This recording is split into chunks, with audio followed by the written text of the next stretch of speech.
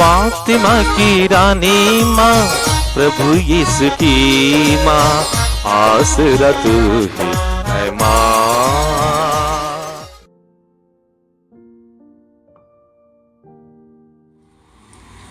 वर्ष का 15वां इतवार।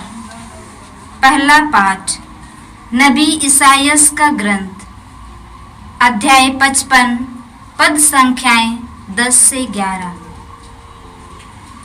प्रभु यह कहता है, जिस तरह पानी और बर्फ आकाश से उतरकर भूमि सींचे बिना उसे उपजाऊ बनाए और हरियाली से ढके बिना वहां नहीं लौटती, जिससे भूमि बीज बोने वाले को बीज और खाने वाले को अनाज दे सके, उसी तरह मेरी वाणी मेरे मुख से निकलकर व्यर्थ ही मेरे पास नहीं लौटती। जो मैं चाहता था वह उसे कर डालती है और मेरा उद्देश्य पूरा करने के बाद ही वह मेरे पास लौट आती है। यह प्रभु की वाणी है। भजन अनुवाक्य। कुछ बीज अच्छी भूमि में गिरे, वे उगकर 100 गुना फल लाए। तू पृथ्वी की सुधि लेता है, तू उसे सींचता और उपज कर भर देता है। ईश्वर की नदियां उमड़ती और पृथ्वी को उपजाऊ बना देती है। अनुवाक्य। कुछ बीज अच्छी भूमि में गिरे, वे उगकर 100 गुना फल लाए। तू जोती हुई भूमि सींचता है, उसे बराबर करता, पानी बरसाकर नरम बनाता और उसके अंकुरों को आशीष देता है। इस प्रकार तू भूमि को संभरण करता है। अनुवाक्य। कुछ बीज अच्छी भूमि में गिरे, वे उगकर 100 गुना फल लाए। तू वर्ष भर वरदान देता रहता है। तेरी प्रजा की भूमि उपजाऊ है, मरुभूमि के चारागाह हरे भरे हैं। अनुवाक्य। कुछ बीज अच्छी भूमि में गिरे, वे उगकर 100 गुना फल लाए। पहाड़ियों में आनंद के गीत गूंजते रहते हैं। चारागाह भेड़ बकरियों से भरे हैं। घाटियां अनाज की फसल से ढकी हुई है और आनंद तथा उल्लास के गीत गाती है। भजन अनुवाक्य। कुछ बीज अच्छी भूमि से गिरे, वे उगकर 100 गुना फल लाए। दूसरा पाठ रोमियों के नाम संत पौलुस का पत्र, अध्याय 8, पद संख्याएं 18 से 23 तक। मैं समझता हूँ कि जो महिमा हम में प्रकट होने को है, उसकी तुलना में इस समय का दुख नगण्य है, क्योंकि समस्त सृष्टि उत्कंठा से उस दिन की प्रतीक्षा कर रही है जब ईश्वर के पुत्र प्रकट हो जाएंगे। यह सृष्टि तो इस संसार की असारता के अधीन हो गई है, अपनी इच्छा से नहीं बल्कि उसकी इच्छा से, जिसने उसे अधीन बना दिया है। किंतु यह आशा भी बनी रही कि वह असारता की दास्ता से मुक्त हो जाएगी और ईश्वर के पुत्रों की महिमामय स्वतंत्रता की सहभागी बनेगी। हम जानते हैं कि समस्त सृष्टि अब तक मानो प्रसव पीड़ा में कराहती रही है, और सृष्टि ही नहीं, हम भी भीतर ही भीतर कराहते हैं। हमें तो पवित्र आत्मा के पहले कृपादान मिल चुके हैं, किंतु हम ईश्वर की संतान होने के नाते अपने शरीर की मुक्ति की राह देख रहे हैं। यह प्रभु की वाणी है। जय घोष। alleluia, alleluia। यदि कोई मुझे प्यार करेगा तो वह मेरी शिक्षा पर चलेगा।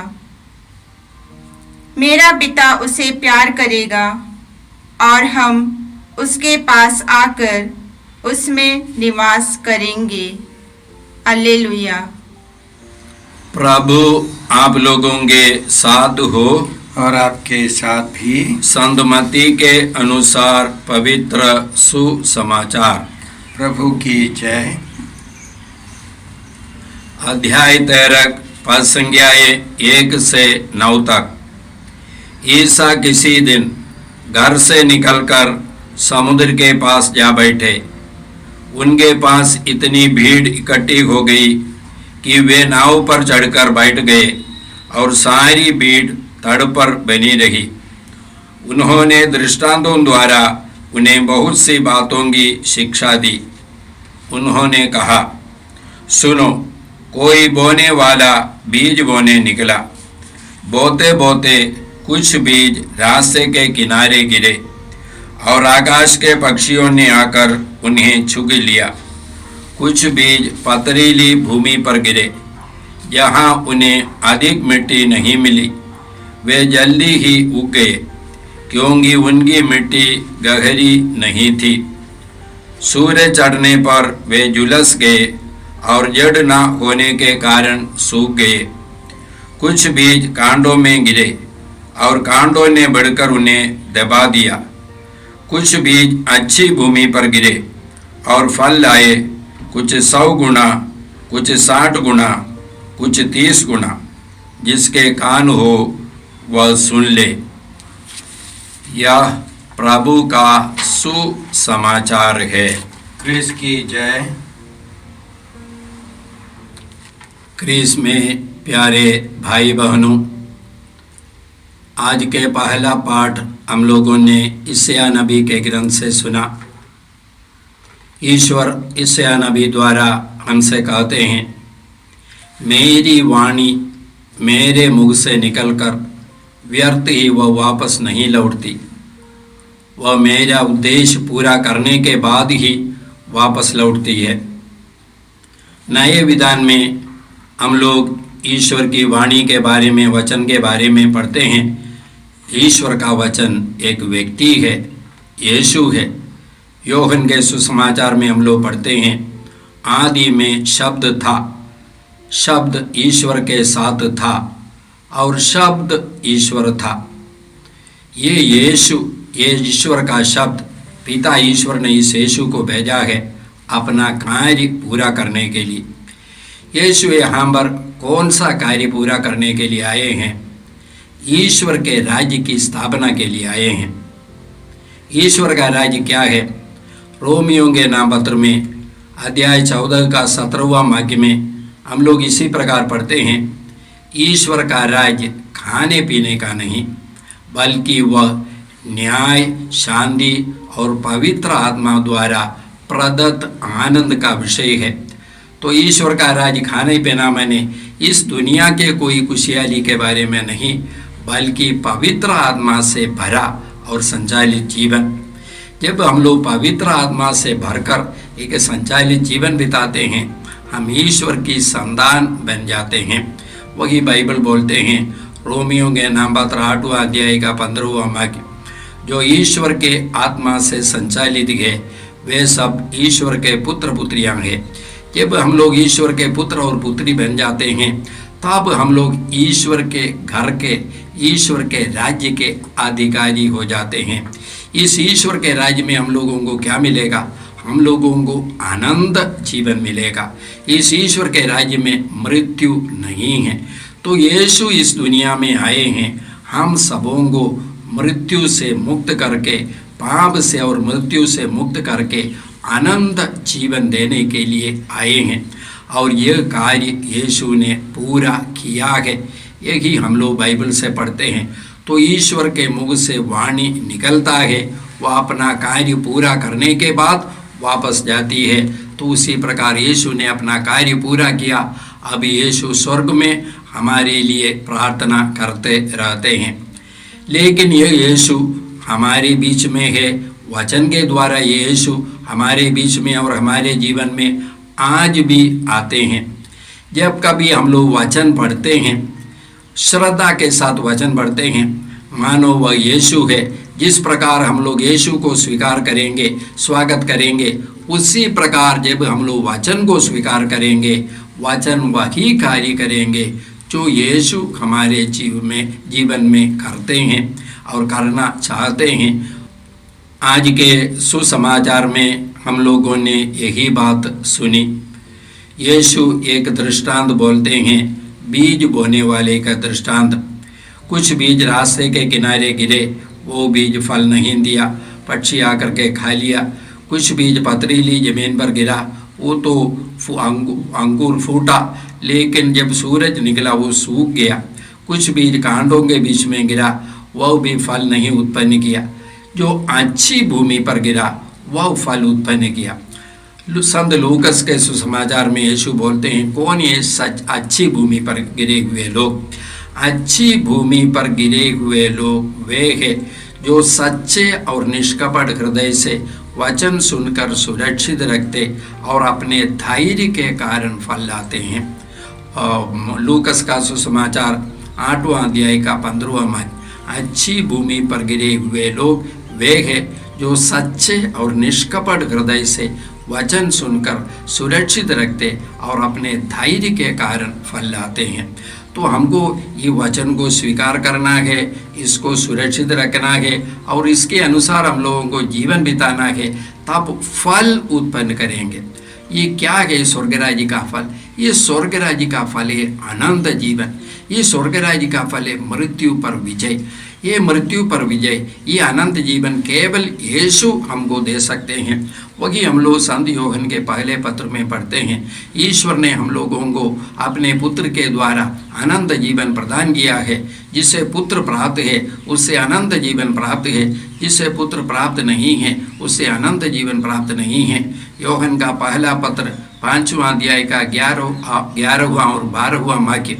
तो यीशु हमको अनंत जीवन देते हैं और यीशु हम लोगों को ये अनंत जीवन दिया है। हम लोग बाइबल में पढ़ते हैं कि जब मनुष्य ने पाप किया, ये पृथ्वी भी शापित हो गया।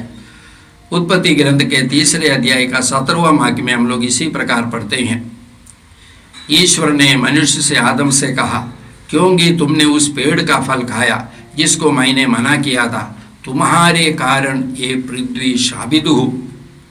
ये पृथ्वी कांटे और ऊंट कटारे पैदा करेंगे और तुम कठोर परिश्रम करके अपनी जीविका चलाओगे।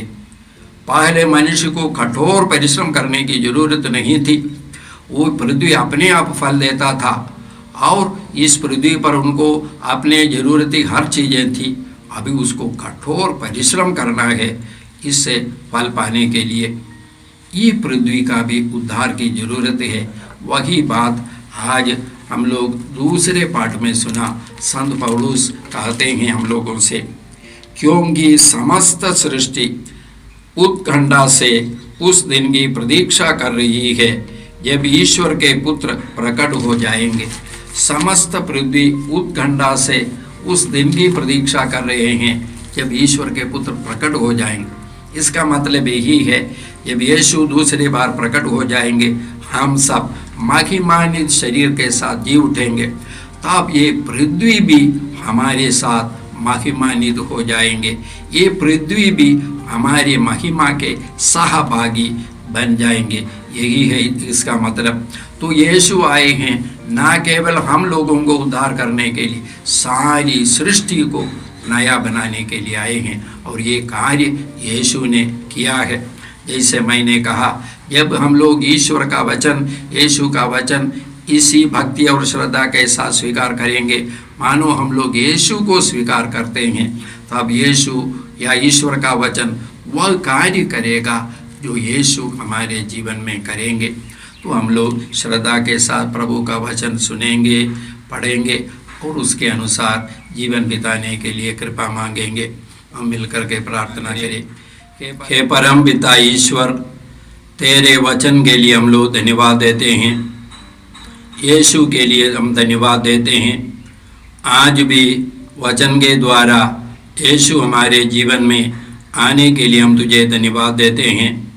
हे पिता ईश्वर, वचन को श्रद्धा से और विश्वास के साथ सुनने और ग्रहण करने के लिए हमें कृपा दीजिए। हे माता मरियम, जिस श्रद्धा और भक्ति के साथ तूने वचन को ग्रहण किया था, उसी श्रद्धा और भक्ति के साथ वचन ग्रहण करने के लिए हमें भी कृपा दीजिए। ये प्रार्थना हम करते हैं प्रभु क्रिस्त के द्वारा, आमीन। क्रिस्त में प्रिय भाई और बहनों, 13 मई 2020 से हम लोग यहाँ से मीसा के दैनिक पाठ और उन पर छोटा सा मनन चिंतन प्रस्तुत करते आ रहे। आप इस चैनल को सब्सक्राइब करें, लाइक करें, शेयर करें, बेल आइकन दबाकर हमें सूचित करें।